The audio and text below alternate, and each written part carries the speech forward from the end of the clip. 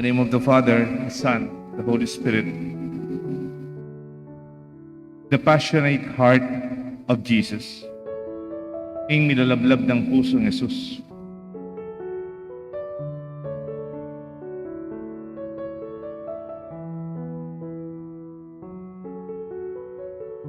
There is this Italian poet, his name is Dante Alighieri.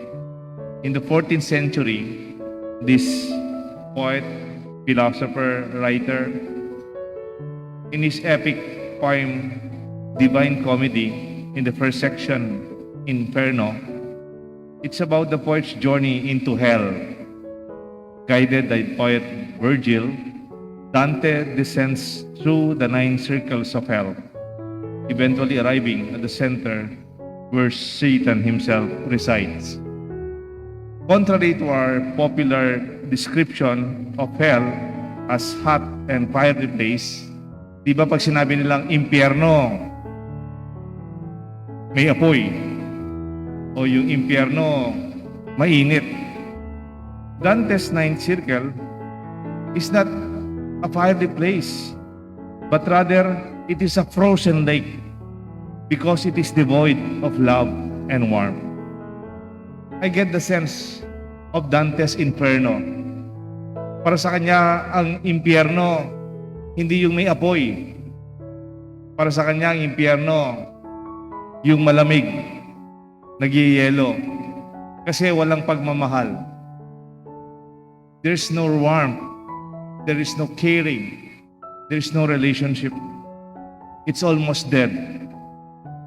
Parang sinasabi mo, dati kayong magkaibigan, masayang masaya, tapos hindi na kayong papansinan. You receive cold shoulders.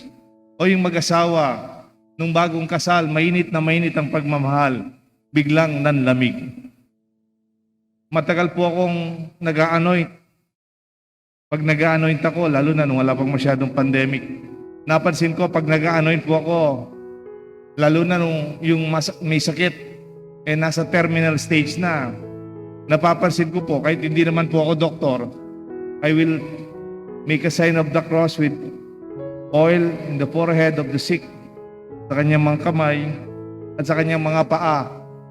Alam niyo po, napapansin ko, pag totoong malapit nang mamatay yung pasyente, yung kanyang paa, malamig na. Wala nang buhay. I think that is death itself. It's devoid of life. It is not warm. Sign of life is the warmth of our body, of our love, of our relationship.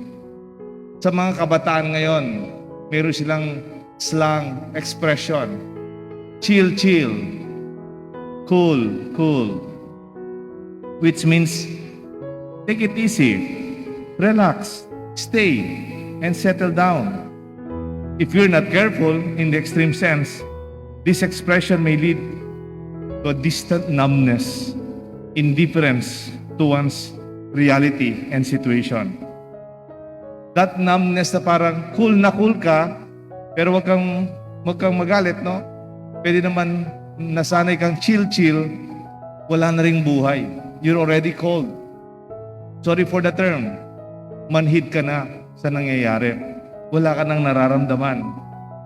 Jesus, on the other hand, calls for the earth to be on fire and even wishes that it is already ablaze. This reveals Jesus' burning passion to follow the will of the Father. Jesus was never laid back when it comes to his mission. He deeply longed that his disciples and followers would share his burning passion. Parang, kunyari, teacher ka, may mga teacher dito, mga principal. Di ba pag nagtuturo ka, hindi lang yung alam nila ang tinuturo mo. Hindi lang yung memorize nila yung mga principles. Kunyari, nagtuturo ka mga estudyante ng architecture, estudyante ng medicine, mga estudyante ng nursing o mga nagdodoktor o nagpapare. Hindi lang yung alam nila. Mas mahalaga yung gustong-gusto nila at mahal na mahal nila ang kanilang pinapag-aralan. They should be passionate doctors. They love their profession. They love what they do. That is what Jesus tells His disciples. Baka kasi yung chill, cool culture, even Pope Francis, in 2016, in Krakow,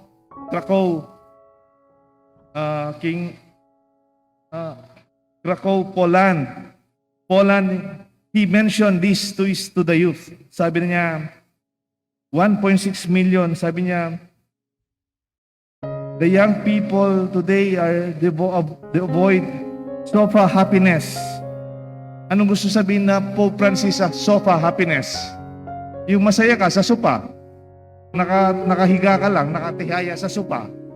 Kuminsan, halimbawa, nagluluto yung mama mo, nasusunog na yung niluluto niya, siya lang mag-isa. Tapos kailangan niya ng mantika. Tapos sasabi niya, anak, sopa na. Sopa mo na ako pamirito, lumawi kang taba, sali kang taba. Kakain na tayo. Tapos sasabi ng bata, wait lang ma, wait lang. Later ma, later. Para bang there's no urgency into the need of the situation. Pwede ba yun? Pwede bang sasabihin mo sa mama mo, ma, gutom na ako. Tapos sasabihin ng mama mo, wait ka lang, wait lang. Later lang. Because in every relationship, it's not enough that we just exist without that passion of loving what is called to be, or our calling to be, our mission. The chill, cool culture can manifest distant, detached, and unengaged ways of dealing with reality. Too much comfort could lead to inaction, indifference, half-heartedness, and apathetic ways, which are not the ways of Christ. Because Jesus is known for His passion and zeal. Even in John chapter 2:17, it says, zeal for your house will consume me. I could imagine the disappointment of Jesus during the agony in the garden when He was praying at the Garden of Gethsemane. He was agonizing. In fact, pag nagro-rosaryo tayo, kasama to sa mystery, agony in the garden.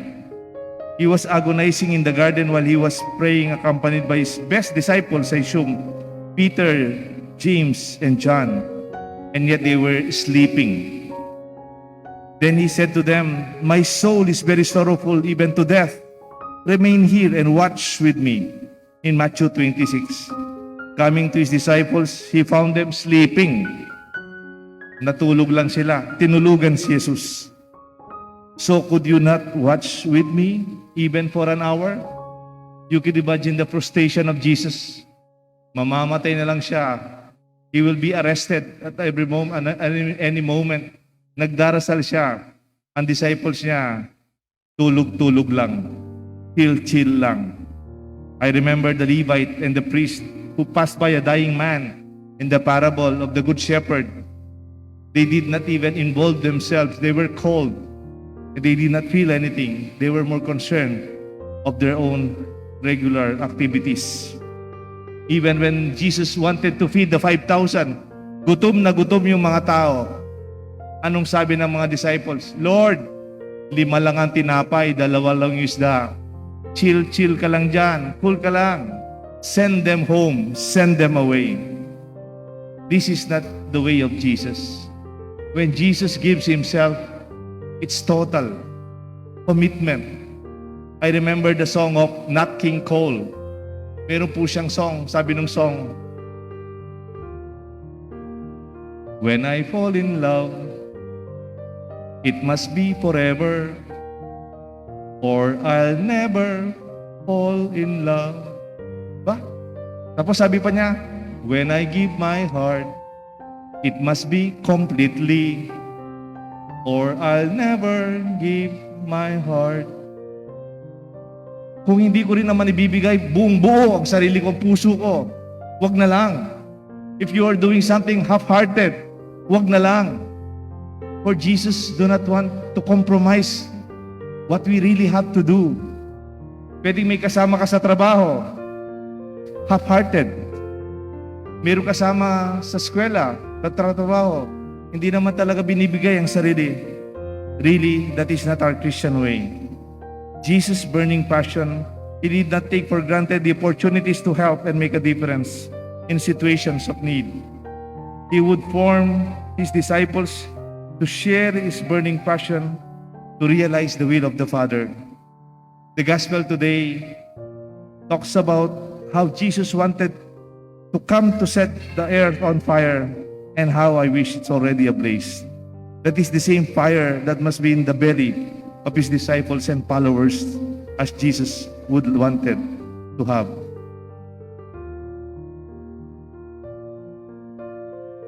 Even Paul, the later apostle, was as passionate as Jesus.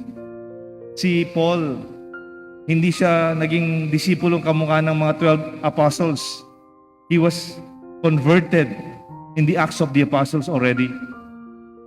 Sabi ni Saint Paul in 2 Thessalonians 3:10, even while you were with you, we command you, we gave you this command, those unwilling to work will not get to eat. We hear that some among you walk in idleness, not busy at work, but busybodies. Anong gusto sabihin ni Pablo? Medyo matapang dito si Pablo. Sabi niya, maganda siguro yung hindi nagtatrabaho, hindi kakain. No work, no eat. Kasi naririnig ko, marami sa atin hindi naman tumutulong eh. They're just idle, tamad-tamad lang. Kumisan, marites pa. That they have time to talk about other people because they do not do their part in making a home a better home, an office a better office, a school a better school, a church a better church. Saint Paul shared the burning passion of Jesus when he addressed those who are acting only as busybodies and in idleness. To stand up for the truth and justice necessarily entails that one must be willing to undergo every kind of trial and tribulation. In the first reading, Jeremiah, who was even in the initial stages of his prophetic ministry, was hesitant and shy, went to become bold and courageous when speaking on behalf of the word of the God, until he was dropped in a cistern by the soldiers of the king. Jesus' passion to speak the truth led to his suffering and crucifixion. The second reading in Hebrews 12, it was stated to persevere in running the race that lies before us while keeping our eyes fixed on Jesus. The focused intensity of a running a race is used as an image of discipleship. Kamamatay pa naman pa ni Lydia de Vega, no? Bless her soul. Pero sinasabi din ng writer ng Hebrews, when you follow Christ, you are like running a marathon or a sprint. Your focus is on the finish line. Hindi mo na pinapansin yung ibang tao. Kunyari, tumatakbo ka na sa race because you're following the finish line. Tapos titingin ka sa kakatabi mo, ay, mas maganda yung sapatos niya kaysa sa akin. Ay, hindi man yata sila pumapalakpak sa akin. You don't have the time to do that because discipleship is focused to the finish line of God's will realized in our life. In the Old Testament, Leviticus chapter 6, the priest's basic function and duty was to keep the fire burning and not allow the fire be extinguished in the temple. Sabi nila sa Leviticus 6:12 and 15, the fire on the altar must be kept burning. It must not go out. Every morning, the priest is to add firewood and arrange the burnt offering on the fire and burn the fats of the fellowship offerings on it. The fire must be kept burning on the altar continuously. it must not go out. Yun ang trabaho ng mga pare, to keep the fire burning. Pwede kasing we can be lukewarm o magiging malamig na tayo sa ating pananampalataya. Ang trabaho daw ng mga pare literally noon kasi the temple is a place of sacrifice. They always keep the fire glowing. Like the fire, like the light in our tabernacle sa altar. Kaya pala ang tawag sa mga pare nung panahon natin, Jesse, ang tawag sa mga pare, hindi parish priest. Ang tawag nila, kura, paroko. Kura means curator. Kura means care. A one who cares for the parish. Kura, paroko. Siya yung caregiver ng parokya. The one who gives love and warmth in the parish more than our masses, more than our projects, more than our activities. Pwede po ako magbigay ng assignment sa inyo? Meron ba kayong nanlalamig? Meron na bang nanlalamig sa pagmamahal sa kanyang asawa? O sa pamilya? O sa mga kaibigan? Meron bang nanglalamig sa pagmamahal sa Diyos? Dati silang nagsisimba, ngayon hindi na. Can you invite them once again and share the warmth of your caring ways to rekindle the love and faith in their hearts? This must be our invitation and our assignment. Yung mga nanlalamig o wala ng buhay sa kanilang relasyon sa pamilya at sa Diyos, sana ito'y mabigyan ng bagong buhay. Like the disciples receiving the fire of the Holy Spirit at Pentecost, they were recreated with the fire of our faith. May God bless us all, the Father, the Son, the Holy Spirit. Amen.